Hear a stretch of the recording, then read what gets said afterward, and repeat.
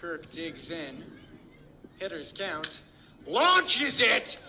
The Enterprise in a warp drive and gone! 3-1. Hauser, clobbered, deep left field. No doubt about it! The first grand slam in Crop Dusters history comes off the bat of the Millersville guy, Cole Hauser. Lifted, right center field, down, right has it, hurls it home. To the plate, Hauser, the tag! Got him! Crop Dusters keep it tied! Kicks and deals. Boomer, big drive, high, deep to center field, tracking back at the wall, not enough room! Second home run of the inning! Elliott into the windup, deals, swing and a miss, strikes out the side. Crop Dusters win it, 16-2 the final in 7 innings. Full count. Rope to short, nabbed by Brait. Across to first, picked by Kirk. A couple of web gems, and the Crop Dusters are 1 out away from taking the ball game.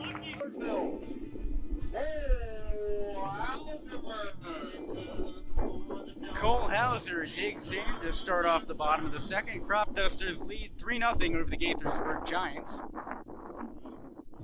Gabe Barrett, the righty, on the hill for his second inning of work.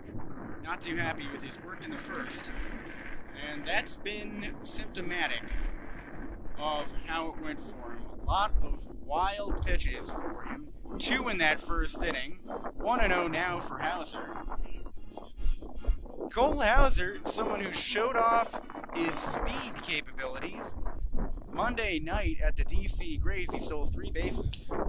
That's a strike. That's not an ability you usually see from the guy wearing the pads. The Millersville catcher puts tape on his helmet and taps the box. 2-0, cutout foul.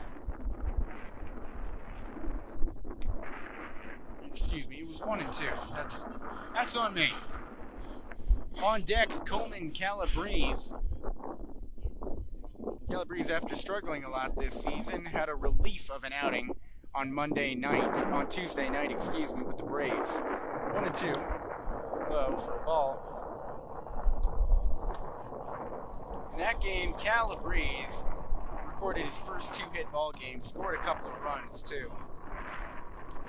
Really a relief for him. 2-2.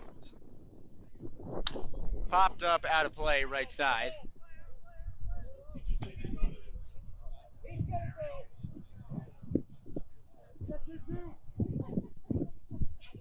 Hey kids, grab those foul balls, bring them on back to the first base dugout. Get a hearty handshake from one of the players. Hauser swings a sweet bat bend 250.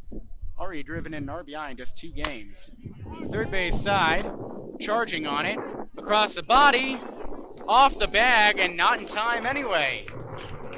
Hauser's aboard with a leadoff single.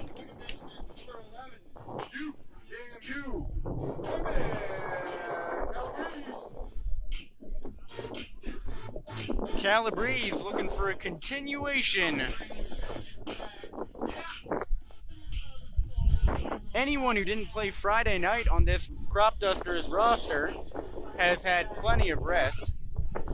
First base side, and the Gaithersburg coach is sharing some words with the first base umpire, telling him he thinks he was wrong for that call. Jenkins was pretty adamant that he had been on the bag when that ball entered his glove. But regardless, hustle pays off for Cole Hauser, and he's aboard with an infield hit. That's something that happens here in Olney because the grass is so tall on the infield. The ball dies. That was a bouncer, but it didn't help. Wind heavy again. Pickoff attempt at first. Hauser says, "What are you talking about?"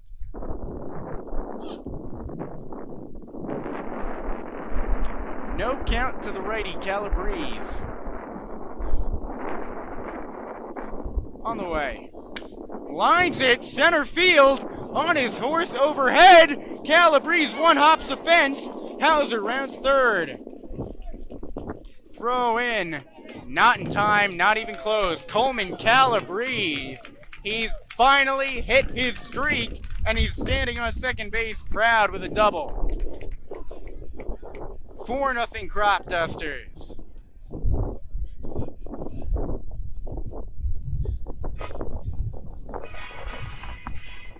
Wes Gingrich at the bat. It's funny. Calabrese, the morning of the Tuesday game, got a haircut. He had it down to his shoulders, and he cut it all off.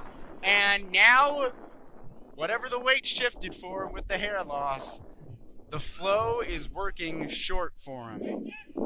Gingrich, who's pioneered the cowboy hat on the bench, he digs in. That's outside. He's another one who's kicked it up a notch of late. Until Sunday night, he hadn't recorded a hit all season long, and now he's got 2 over his last pair of games. 1-0. Takes a hefty swing, makes contact in the dirt. Top of the order on deck. Cam Hyder grounded out to short last time, but he made the Giants work for it, almost beat it out. 1-1, nobody out. Runner on second. Crop Dusters lead 4-0. They've scored in both these innings. On the way. Gotta have that. Strike. 1-2. Gingrich struck out 12 times this season in just 27 at-bats. Last time out, 1 for 5 with an RBI and a stolen base, but he struck out once as well on Tuesday night. 1-2. Inside. Gingrich, also someone who's gone through a lot of different pieces of wood this season. On bat number 4, broken 3 bats thus far, and we're not even at the All-Star break. First experience in a wooden bat league, and he's making the most of it, getting all that bang for his buck.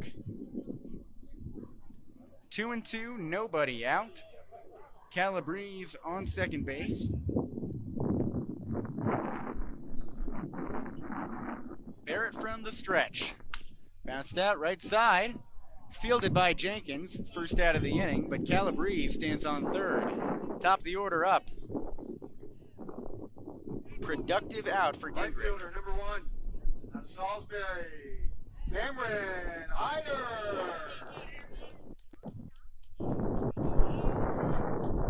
Hyder 0 for 1. Second at-bat of the day. 9th game started this season. He's been useful as a replacement in late innings. On the way. Called strike. Amaral stared down Calabrese on third. Calabrese hasn't been a proficient base runner this season. No base stealing attempts. But he's got speed, and you don't want to waste that when you're in Amaral's position, especially with the wild pitches today. That'll bring home Calabrese. Bounced out to second. 2 away, and the Crop Dusters lead 5-0. Top of the 7th inning in the first round of the Cal Ripken League playoffs. 4-3, the Braves lead the Crop Dusters. It's the quarterfinal, winner-take-all game. Joe Pusek on for his 4th inning of work for the Crop Dusters. The Southpaw's first batter is the 2-hitter, right-handed Brett Stallings. Settles, first pitch on the way. Lines it left field and down. That's a base hit. Hooking towards the corner. Milan fields it in good time. 1 pitch, 1 single. Now batting for the Braves, left fielder number 13 out of That Indiana brings up State, Keegan Garris. Garris swings a bat from the left side of the plate. And he's a Chicago native, so a lot in common with some of the Illinois State guys on this team, like Greg Nichols and Ryan Weaver. Not the same city, obviously, but the same area. First pitch to the lefty, watches the ball low. Pusek entered today with a line on the season at 23 1/3 innings pitched. Went 2-2 in 5 starts with a 4.63 ERA. 1-0 from the stretch. Breaking ball falls low and away. 1-1 count.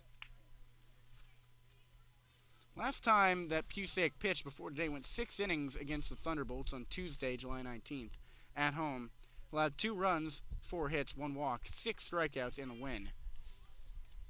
Checks over at first. The 1-1 pitch. Garris watches a fastball low and away for ball 2.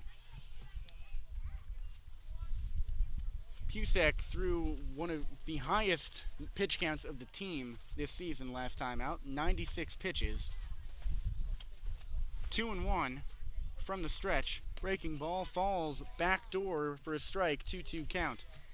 96 pitches is the second most thrown by a Crop Dusters pitcher this season, second only to Justin Woodbury on Thursday in the first leg of the doubleheader against the Braves. 2-2, Garris fouls it off to the third base side. Woodbury, who likely won't pitch today, threw 124 pitches his last time out, a team record. It's a one-year history of the team.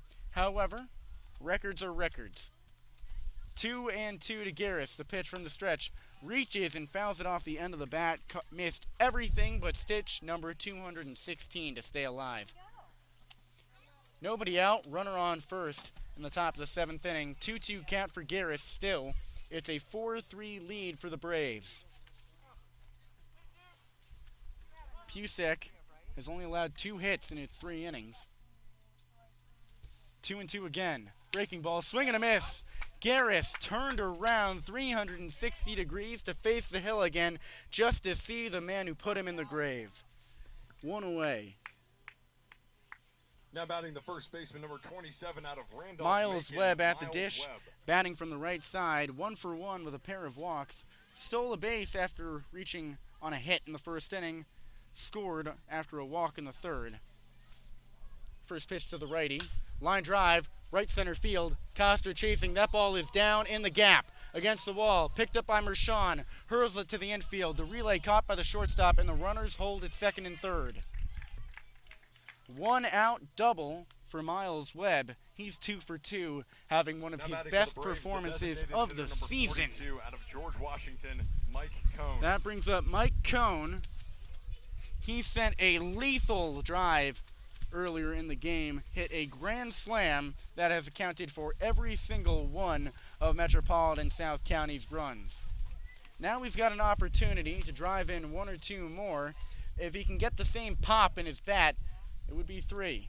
Runners on second and third, 1 away in the top of the 7th. Pusek sets, lefty-lefty matchup. The pitch from the stretch, fires.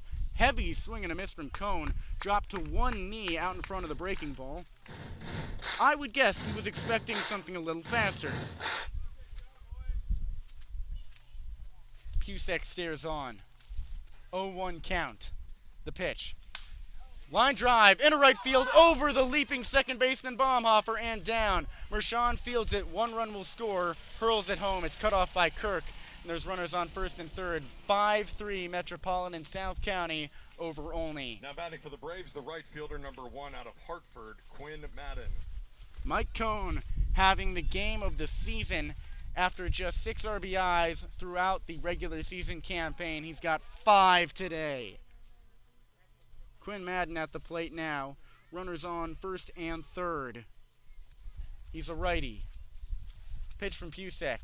Drives it out to third. Past the diving arms of Andrew Brayton through to left. 1 run scores. Cohn chasing for third. He'll head in there after a hesitation. Tag is down on the throw. He's safe. First and third again. And actually, no. Madden takes off for second in the confusion. Second and third for the Braves. They lead 6-3 with 1 out in the top of the 7th inning. Now batting for the Braves, the shortstop, number 20 out of Virginia Commonwealth, Griffin Boone. And Brian Ranke, Crop Dusters reliever, who we had on earlier in the broadcast, just sprinted for the bullpen. He might be getting changed into a uniform out of his practice jersey and shorts. Griffin Boone at the plate, 2 men in scoring position. Batting from the right side, infield in. The pitch. Ball low. That's a heartbreaker for the Crop Dusters. After such a productive inning before, they scored 2 runs to make it a 1-run ball game in the last half of the 6th. Pitch to Boone. Waits on a strike, bell tie. It's a 1-1 count.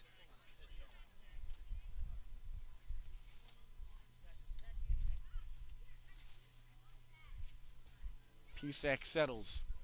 Brings the glove to his shoulders. 1-1 pitch. Swung on. Bounced out to short. Fielded by Nichols. Looks back, the runner on third. Throw to first is in time, and there's 2 away. infield strategy works for the Crop Dusters. Now batting for the Braves, the catcher, number 22. We've talked about good managers a bit today, and today especially it's important because it's the Hall of Fame induction, and Buck O'Neil, legendary Negro Leagues manager, finally getting the credit he's deserved these many years into the Hall of Fame. He was snubbed from the first Negro Leagues class to the Hall of Fame 16 years ago when 17 of his colleagues made it. First pitch to Will Pope, the righty on the way, waits on a ball low. And O'Neil, one of the warmest personalities in baseball history. I've learned a lot about him from books by Joe Posnanski and the Ken Burns baseball documentaries. And he was all smiles, even though he didn't make it. He died a couple years later, and now finally getting that credit that he's deserved. 1-0 to Pope. Swing and a foul tip into the glove. He's one of the great pioneers of baseball over the last century. So it's a good day to honor great managers. Adam Leader trying to follow in the footsteps of Sparky Anderson and try to take his first team at the higher level to a championship game. 1-1, Pusack deals. Swing and a miss, 1-2 count. 2 away, runners on second and third. It's 6-3 Braves in the top of the 7th inning. Will Pope, the righty, trying to add to that number. So baseball fans everywhere can be happy for Buck O'Neil. Pusack trying to make Crop Dusters fans happy. The pitch bounced out to third. Bright fields it over his head. Throw across the diamond. Bounce to first. Kirk picks it out of the fray. And a snow cone grab sends us to the bottom of the 7th inning. 6-3 Braves, but the Crop Dusters still have some life. 3 innings remaining for them. 4, 5, 6 up for the Crop Dusters as they grab the bats.